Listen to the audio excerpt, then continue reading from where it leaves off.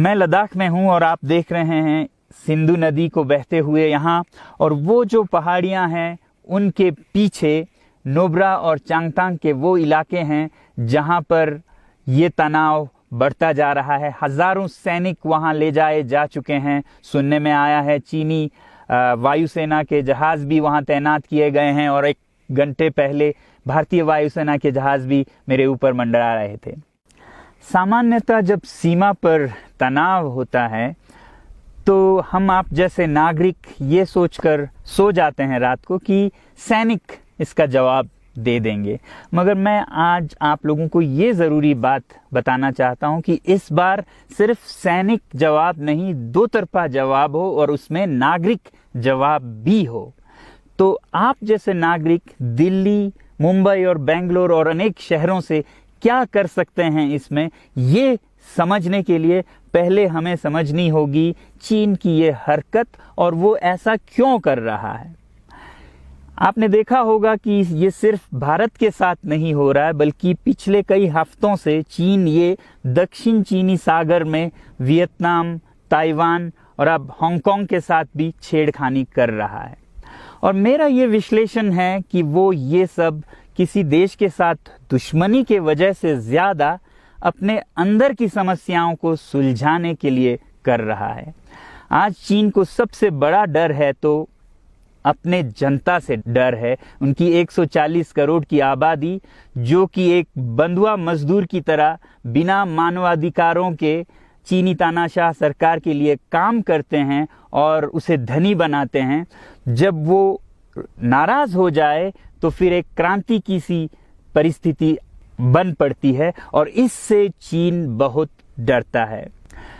आज कोरोना के प्रकोप के बाद चीन में फैक्ट्रियां बंद हैं, एक्सपोर्ट्स बंद हैं और बेरोजगारी 20% तक बढ़ चुकी है। लोग बहुत नाराज हैं, क्रांति हो सकती है, तख्ता पलट हो सकता है। इसीलिए चीन पड़ोसियों से दुश्मनी करके अपनी जनता को अपने साथ जोड़ने में लगा हुआ है, और ये पहली बार नहीं कर रहा है। 1962 में जब भारत के साथ जंग की तो वो जंग भी उसने अपने जनता को संभालने के लिए की थी। तब 4 साल का अकाल और भूखमरी हुई थी, और इससे ध्यान हटाने के लिए ये जंग की थी। चीन के लिए अपनी जीडीपी और जो खुशहाली है उसे बढ़ाते रहना बहुत ही ज़रूरी है, और जिस दिन जीडीपी घट जाए वहाँ की जनता क्रांति के लिए तैयार है। मैं तो कहता हूँ कि इस बार भारत की बुलेट पावर से भी ज़्यादा वॉलेट पावर काम आएगी। जो नागरिक पैसा खर्चते हैं चीन के सामान को खरीदने में, ज़रा सोचिए, हम आप भारतीय उद्योग को मारकर चीन से मूर्तियों से कपड़ों तक हर साल 5 लाख करोड़ के सामान खरीदते हैं, और फिर यह पैसा आगे जाकर हमारे सीमा पर हथियार और बंदूक बनकर हमारे सैनिकों के मौत का कारण बन सकती हैं। तो इसलिए अगर हमारे देश के 130 करोड़ लोग और 3 करोड़ जो भारतीय बाहर के देशों में हैं, सब मिलकर भारत में और बल्कि दुनिया भर में एक boycott made in China movement या अभियान शुरू करते हैं, तो आज दुनिया भर में चीन के प्रति रोष है। हो सकता है कि सारी दुनिया साथ आए और इतने बड़े स्तर पर चीनी व्यापार का बॉयकॉट हो कि चीन को जिसका सबसे बड़ा डर था वही हो, यानी कि उसकी अर्थव्यवस्था डगमगाए और उसकी जनता रोष में आए, विरोध और तख्ता पलट। और अगर हम ऐसा नहीं करते हैं तो कितनी बदनसीबी की बात होगी भारत के लिए, ज़रा सोचिए। एक तरफ हमारे सेना सीमा पर जंग लड़ रही होगी और दूसरी तरफ हम आप चीनी सामान, मोबाइल से लेके कंप्यूटर्स, कपड़ों से लेके खिलौनों तक को खरीद कर उनकी सेना को पैसा भेज रहे होंगे, चीन की सेना को। ये तो हुई हार्डवेयर की बात।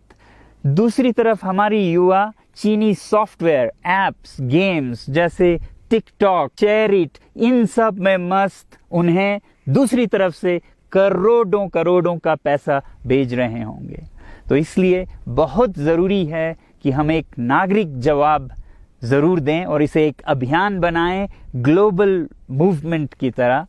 ये बॉयकॉट मेड इन चाइना का जो अभियान है वो भारत के लिए भी एक वरदान साबित होगी।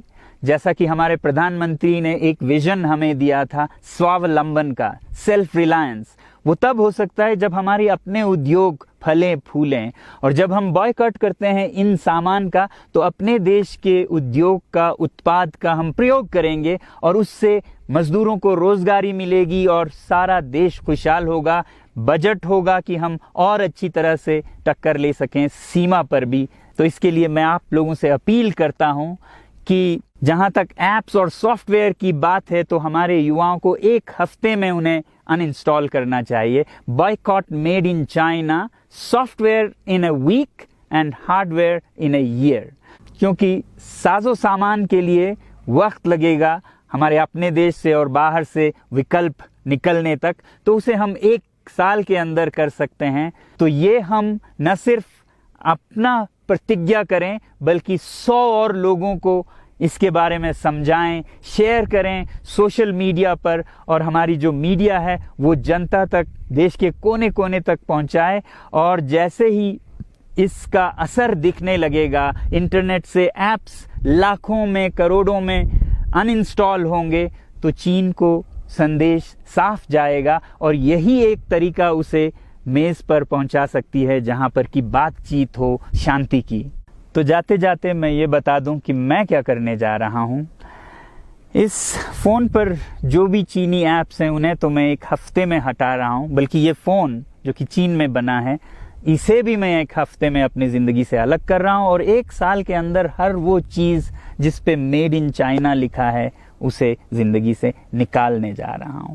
हमें चीन से, चीनी लोगों से कोई समस्या नहीं है, चीनी सरकार और उनकी रवैयों से समस्या है। जब तक चीन में परिवर्तन ना हो हमें ऐसा करना होगा। और आप लोगों से मैं अपील करता हूं कि आप अपने शहर में, अपने मोहल्ले में ऐसे इवेंट्स करें जहां लोग प्रतिज्ञाएं करें कि चीनी सामान का बहिष्कार करें जब तक चीन में परिवर्तन ना हो। और मैं सालों से कहता रहा हूं कि 21वीं सदी में देश के लिए जान देने की नहीं बल्कि जिंदगी देने की ज़रूरत है। लद्दाख में बढ़ते हुए ये देश के लिए जान देने का कारोबार बहुत देखा, और जहां एक तरफ मैं सलाम करता हूं उन लोगों के लिए, उन लोगों को जिन्होंने देश के लिए जान दिया, मगर इस 21वीं सदी में मेरा ख्याल है कि देश के लिए जान देने की नहीं, जिंदगी देने की ज़रूरत है।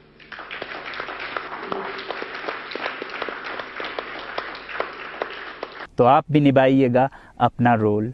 जय हिंद।